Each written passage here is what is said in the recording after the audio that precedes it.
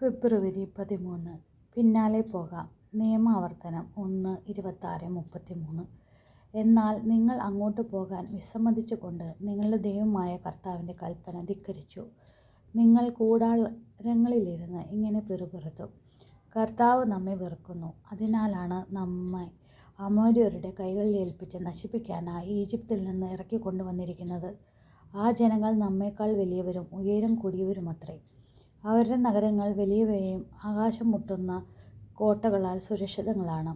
അവിടെ ഞങ്ങൾ അനാക്കിമിൻ്റെ സന്തതികളെപ്പോലും കണ്ടു. ഇങ്ങനെ പറഞ്ഞ് നമ്മുടെ സഹോദരർ നമ്മെ നഷ്ടധൈര്യരാക്കിയിരിക്കുന്നു. നാം എങ്ങോട്ടാണീ പോകുന്നത്? അപ്പോൾ ഞാൻ നിങ്ങളോട് പറഞ്ഞു: നിങ്ങൾ പരിഭ്രമിക്കേണ്ട, അവരെ ഭയപ്പെടുകയും വേണ്ട. നിങ്ങളുടെ മുൻപേ പോകുന്ന നിങ്ങളുടെ ദൈവമായ കർത്താവ് ഈജിപ്തിൽ നിങ്ങളുടെ കൺമുമ്പിൽ വെച്ച് പ്രവർത്തിച്ചതുപോലെ നിങ്ങൾക്ക് വേണ്ടി യുദ്ധം ചെയ്യും. നിങ്ങൾ ഇവിടെ എത്തുന്നതുവരെ കടന്നു പോരുന്ന വഴിയിലെല്ലാം നിങ്ങളുടെ ദൈവമായ കർത്താവ് നിങ്ങളെ ഒരു പിതാവ് പുത്രനെ എന്ന പോലെ വഹിച്ചിരുന്നത് മരുഭൂമിയിൽ വെച്ച് നിങ്ങൾ കണ്ടതാണല്ലോ. എങ്കിലും ഇക്കാര്യത്തിൽ നിങ്ങൾ ദൈവമായ കർത്താവിനെ വിശ്വസിച്ചില്ല. നിങ്ങൾ കൂടാരമടിക്കുന്നതിന് സ്ഥലം അന്വേഷിച്ചുകൊണ്ട് അവിടുന്ന് നിങ്ങൾക്ക് മുൻപേ നടന്നിരുന്നു.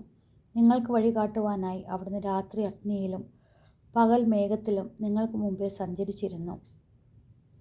പ്രാർത്ഥന. കർത്താവേ, ഞങ്ങളുടെ ജീവിതം ഒരു യാത്രയാണല്ലോ.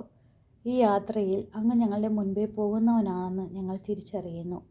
അങ്ങയുടെ കാലടികളെ നോക്കി ഞങ്ങൾ നടന്നാൽ ഈ യാത്ര സഫലമാകുമെന്ന് ഞങ്ങൾ ഉറച്ചു വിശ്വസിക്കുന്നു. ഞങ്ങളുടെ ജീവിതത്തിലെ രാത്രികളിൽ പ്രകാശമായും പകലുകളിൽ മേഘത്തണലായും അങ്ങ് കൂടെയുണ്ടെന്ന വിശ്വാസത്തോടെ യാത്ര ചെയ്യാൻ ഞങ്ങളെ അനുഗ്രഹിക്കണമേ. സുകൃത ജപം. ഈശോയെ ഞങ്ങളെ നയിക്കണമേ, ഈശോയെ ഞങ്ങളെ നയിക്കണമേ, ഈശോയെ ഞങ്ങളെ നയിക്കണമേ. നമ്മുടെ കർത്താവായ മിശിഹായ്ക്ക് സ്തുതി.